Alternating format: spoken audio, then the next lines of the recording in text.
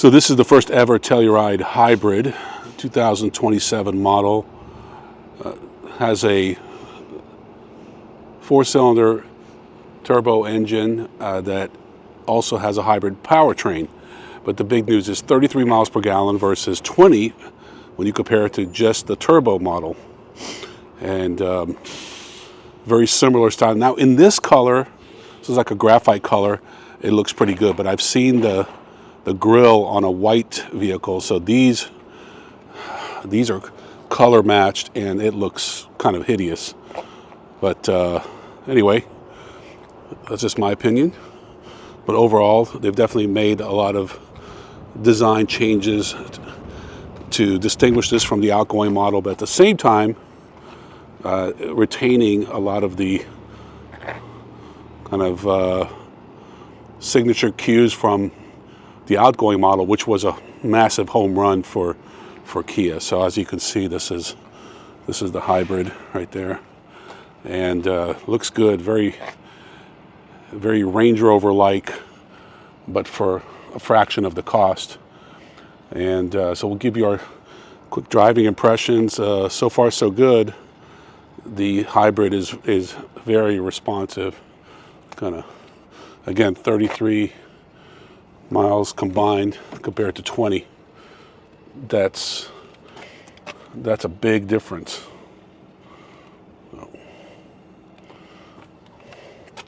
All right, let's hop in. So this is the EX hybrid. We drove the SX turbo. So the SX is a step above, but this feels pretty nice. Also feels a lot more responsive than just the turbo. I've seen some of these car companies go a little too crazy with the graphics, and I like what Kia's done. It's very simple. I like this squarish steering wheel. I feel like they've taken a lot of the elements from their EV9, like the start-stop button, and incorporated into the new Telluride, which is a smart move. EV9 is basically an electric version of the Telluride. Just bad timing, but I think good timing for Kia on this one with the hybrid. They might have nailed the uptick in gas prices just right, so we'll see. But very roomy, spacious, contemporary interior, nice textures, very well done. Everything feels premium, nice soft materials. Yeah, very. Kia's really stepped it up in their interior design game. So even though this is a step down from the SX we drove, it still is a very well-appointed interior. Still got the 3 USB-Cs, 2 charging pads, full digital display, infotainment, HVAC, digital gauge cluster, everything in one big beautiful screen. Well, that'll really piss off my Kia buddy.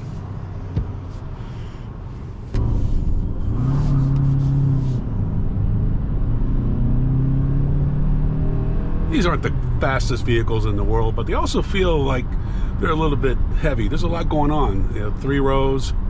It has a big presence to it.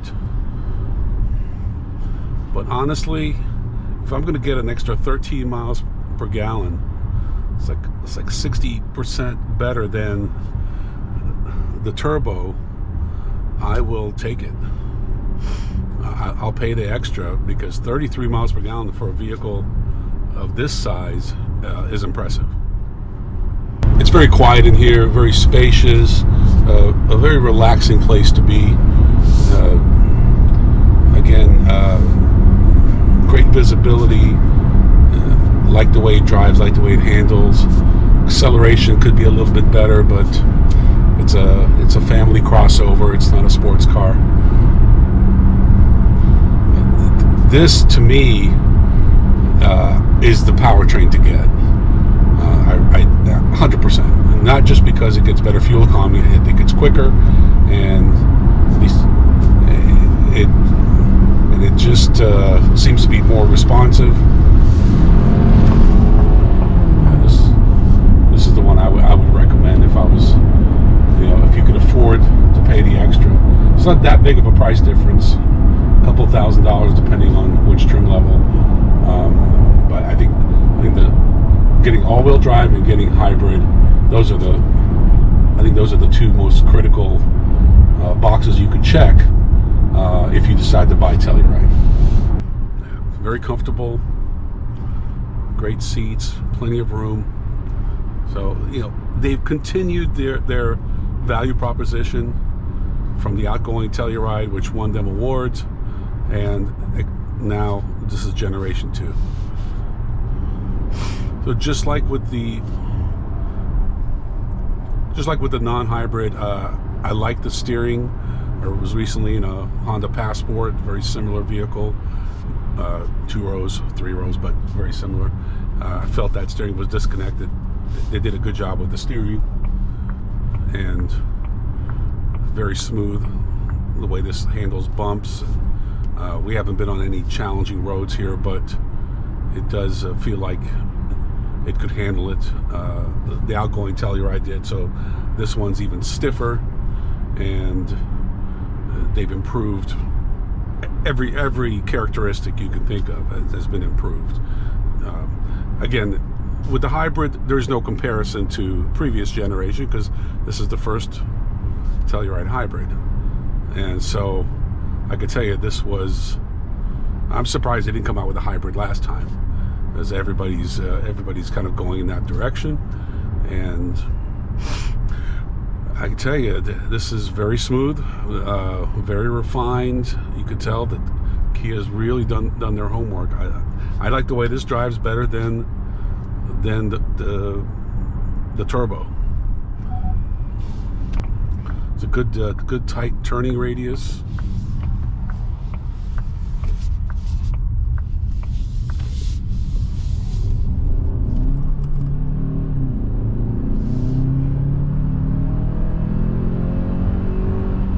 Not the fastest, not the slowest.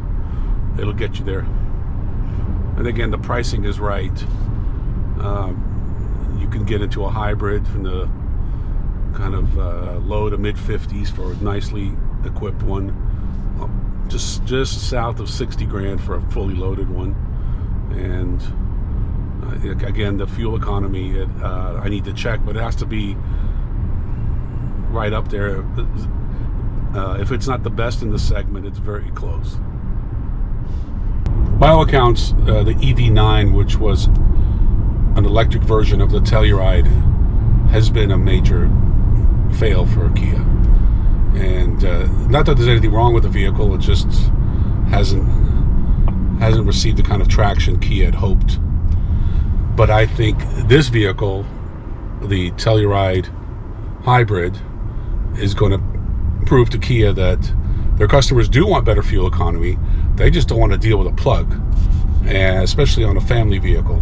They want to just get in and go, and the fact that they can get so much more range and better fuel economy on this versus the outgoing normally aspirated V6 or the new 2.4 turbo is huge. I think it's a huge